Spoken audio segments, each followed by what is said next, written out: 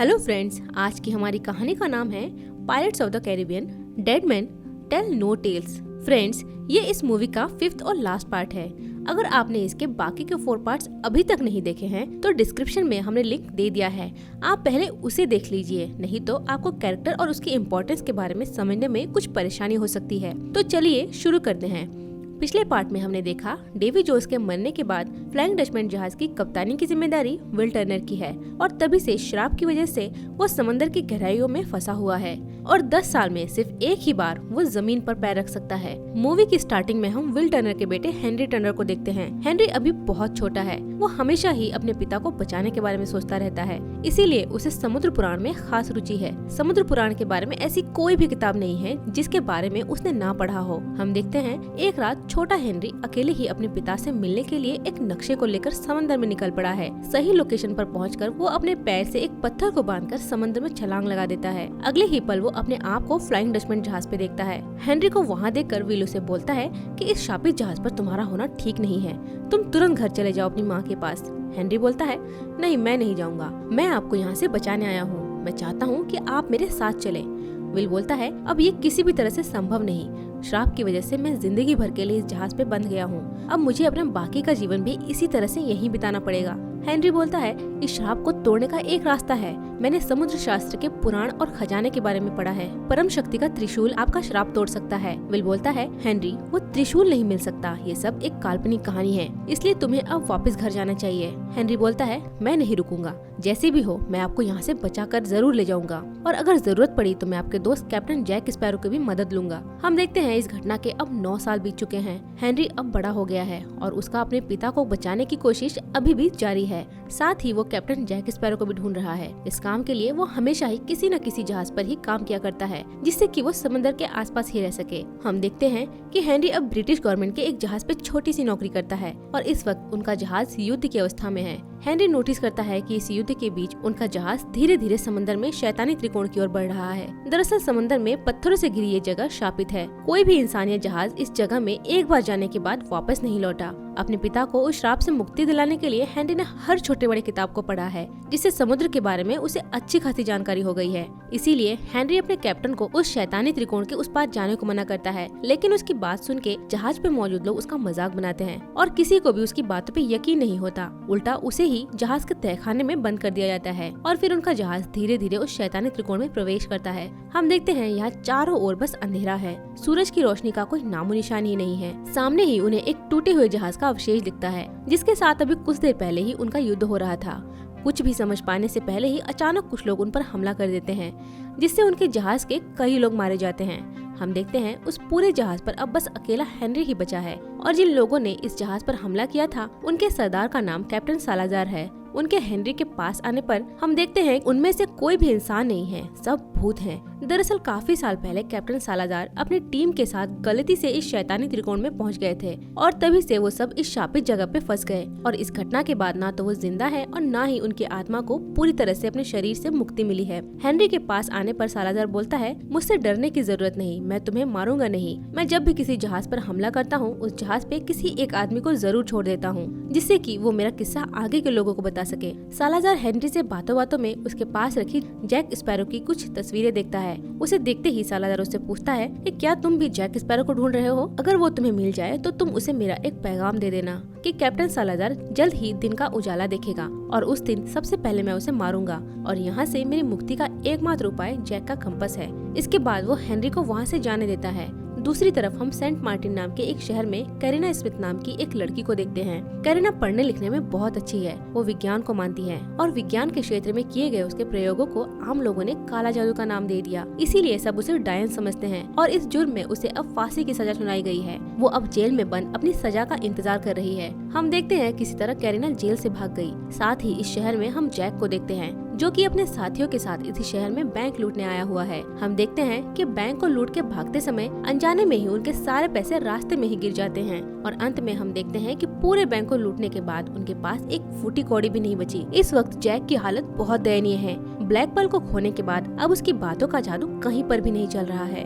उसकी इस गरीबी के चलते उसके साथी भी उसे अब छोड़ के जा रहे हैं। सबके जाने के बाद जैक अपनी जेब से एक कांच की बोतल निकालता है। हम देखते हैं ब्लैक बियर्ड के श्राप से ब्लैक पर्ल अभी भी उसी बोतल में बंद है। दूसरी ओर हम देखते हैं सालाजार से बचने के बाद हेनरी एक लकड़ी के पट्टे के सहारे किनारे तक पहुंचा। उसकी आंख खुलने के बाद वो अपने आप को हॉस्पिटल के बेड पे देखता है। वो नोटिस करता है कि उसके हाथों पे हथकड़ी लगी हुई है। सिर्फ अकेले बचने की वजह से ब्रिटिश गवर्नमेंट का मानना है कि हेनरी ने शायद उनके साथ विश्वासघात किया है, इसीलिए उसे हॉस्पिटल में ही कैद करके रखा गया है। हेनरी ने वहाँ सभी को समझाने की बहुत कोशिश की कि आखिर वहाँ हुआ क्या था, लेकिन वहाँ किसी को भी उसकी बातों पे यकीन नहीं हुआ। हम देखते हैं हेनरी से मिलने के लिए कैरिना एक नर्स के भेष में हॉस्पिटल पहुंची और ये हेनरी और कैरिना की पहली मुलाकात है। कैरिना हेनरी को बोलती है, मैंने सुना है कि तुम परम शक्ति के त्रिशूल की खोज कर रहे हो। हेनरी बोलता है, हाँ, मैं अपने पिता को श्राप से मुक्ति दिलाने के लिए त्रिशूल को ढूंढ रहा हूँ, क्योंकि सिर्फ वो त्रिशूल ही इस समंदर के सारे अभिशाप को खत्म कर सकता है और मेरे पिता इस समय एक बहुत बड़े अभिशाप की वजह से समंदर की गहराइयों में फंसे हुए हैं। कैरिना बोलती है, लेकिन विज्ञान इस तरह के किसी श्राप या अभिशाप को नहीं मानता। मेरे पिता एक साइंटिस्ट थे, उन्होंने मुझे बचपन में एक डायरी दी थी जिसमें उस त्रिशूल के बारे में लिखा हुआ है और अब मेरे जीवन का एकमात्र उद्देश्य यही है कि उस त्रिशूल को ढूंढकर अपने पिता के सपनों को पूरा करूं। हेनरी बोलता है, मैंने सुना है कि कोई भी आदमी उस नक्शे को नहीं पढ़ सकता, सिर्फ औरत ही पढ़ सकती है। कैरिना बोलती है, फिर तो बहुत अच्छा हुआ जो मैं एक औरत हूँ। उसके बाद वो अपने पास रखी हुई एक डायरी को निकाल के बोलती है कि यह है गैलीलियो की डायरी। उन्होंने अपनी पूरी जिंदगी उस त्रिशूल को ढूंढने में निकाल दी और इसीलिए उन्होंने दूरबीन की खोज की थी और इस डायरी में लिखा है कि उस त्रिशूल तक का रास्ता आसमान के तारे बताते हैं और इसी डायरी को मेरे पिता ने बचपन में मुझे दिया था और जल्द ही ग्रहण शुरू होने वाला है, तब मैं आसमान के तारों को पढ़ के त्रिशूल तक पहुँचने का रास्ता बता सकती हूँ और अगर तुम उस त्रिशूल तक पहुँचना चाहते हो तो हमें एक जहाज की जरूरत पड़ेगी। इसके बाद हेनरी के हथकड़ी को खोल के वो वहाँ से भागने में मदद करती है, लेकिन खुद वहाँ की सेना के हाथों पकड़ी जाती है। दूसरी ओर हम जैक को देखते हैं। उसकी हालत अब बहुत ज्यादा खराब हो चुकी है, इतना कि शराब पीने के लिए उसे अब अपने कंपास तक को बेचना पड़ रहा है। हम देखते हैं कि जैक के कंपास को देते ही दुकान और आसपास की सारी चीजें हिलने लगती है। ऐसा लग रहा था मानो भूकंप आ गया हो। उसी समय शैतानी त्रिकोण से सालाजार और उसके साथी श्राप से मुक्त हो रहे हैं। श्राप की वजह से ही वो इतने सालों तक उस शैतानी त्रिकोण में फंसे हुए थे और सूरज की रोशनी में निकल नहीं पाते थे। जैक के कंपास को देते ही वो सभी श्राप मुक्त हो गए। श्राप मुक्त होते ही उन्होंने अपने आसपास के सभी जहाज को खत्म करना शुरू कर दिया।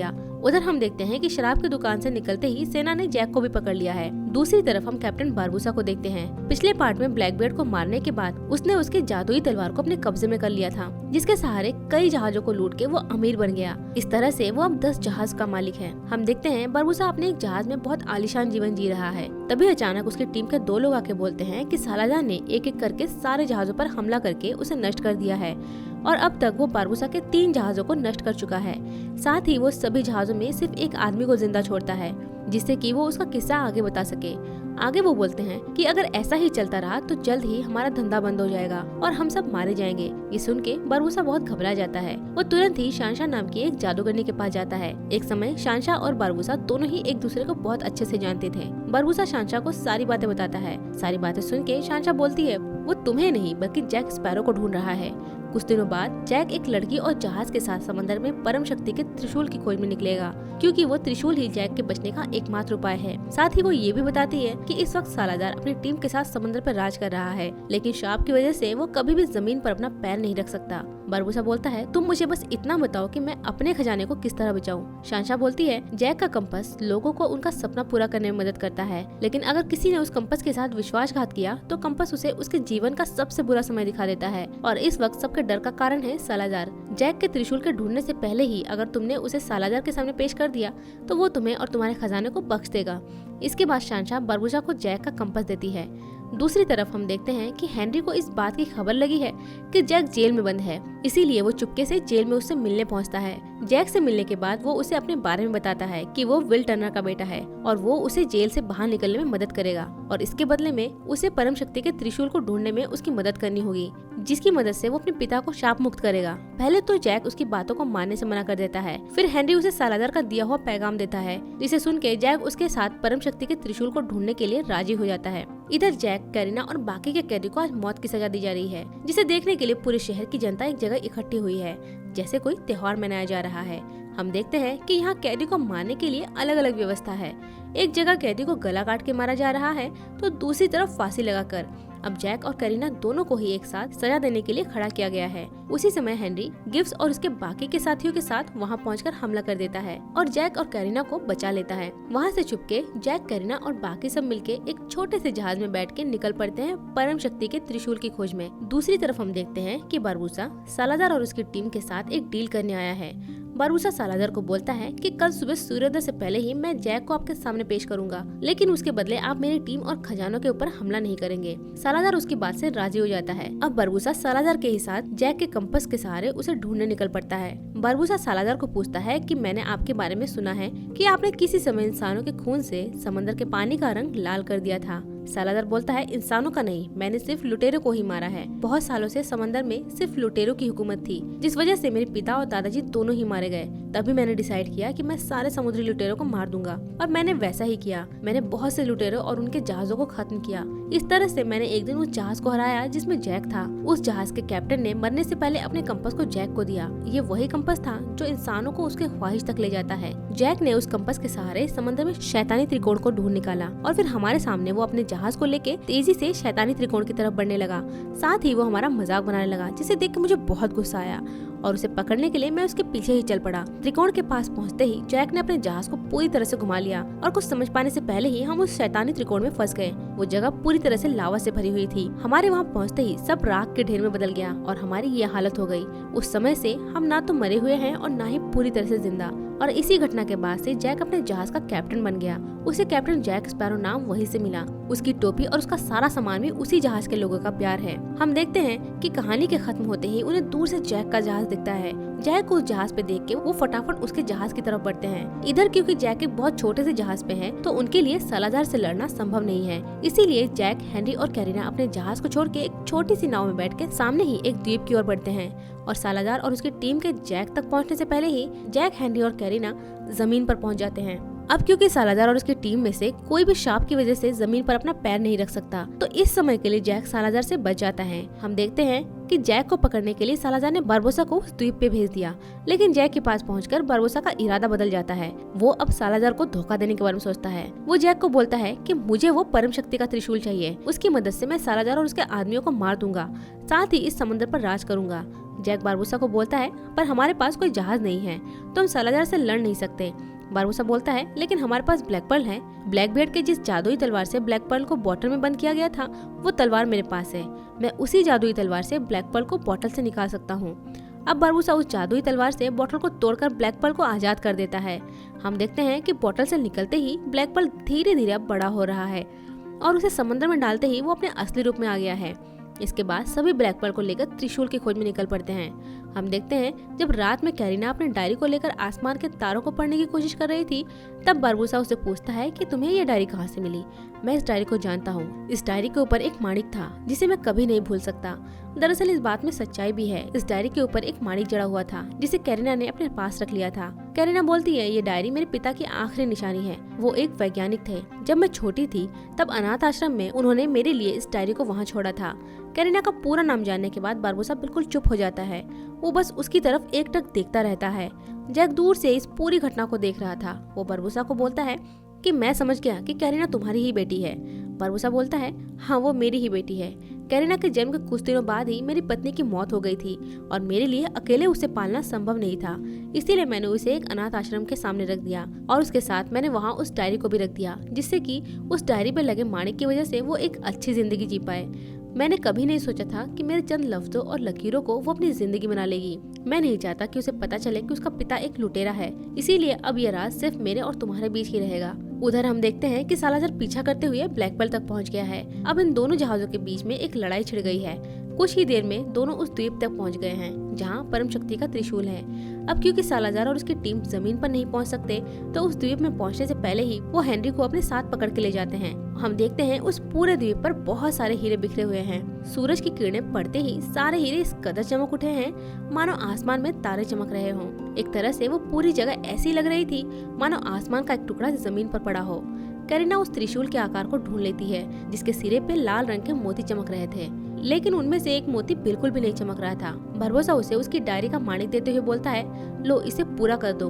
उस माणिक को लगाते ही त्रिशूल की आकृति पूरी हुई, साथ ही समंदर का पानी 2 हिस्सों में बढ़ गया। अब जैक और कैरिना समंदर के उस सूखे हिस्से में उतरकर त्रिशूल की तलाश कर रहे हैं। उधर क्योंकि सालाजार और उसकी सेना जमीन पर पैर नहीं रख सकती, तो सालाजार डिसाइड करता है कि वो अब हेनरी के शरीर में घुस के जैक को मारने जाएगा। इसके बाद सालाजार हेनरी के शरीर में जैक और करीना के पास समंदर के सूखे हिस्से में पहुंचता है। वो अब जैक को मारने की कोशिश करता है। कुछ देर तक दोनों में काफी लड़ाई होने के बाद त्रिशूल अब सालाजार के हाथ लग गया है। त्रिशूल उसके हाथ लगते ही वो हेनरी के शरीर से बाहर आ जाता है। उसके बाद वो त्रिशूल से जैक को मारने की कोशिश करता है। उधर सालाजार के शरीर को छोड़ते ही हेनरी को होश आता है। करीना उसको बोलती है कि मेरी डायरी में लिखा था कि समुद्र की सारी शक्ति विभाजन से मुक्त होगी। हेनरी बोलता है इसका मतलब है कि अगर हमने उस त्रिशूल को तोड़ दिया तो इस समुद्र का सारा श्राप नष्ट हो जाएगा। इसके बाद हेनरी एक तलवार से उस त्रिशूल को तोड़ देता है। हम देखते हैं कि तलवार के टूटते ही एक पल में सारा समंदर शांत हो गया। सालाजार और उसकी सेना वापस इंसानी रूप में आ गई।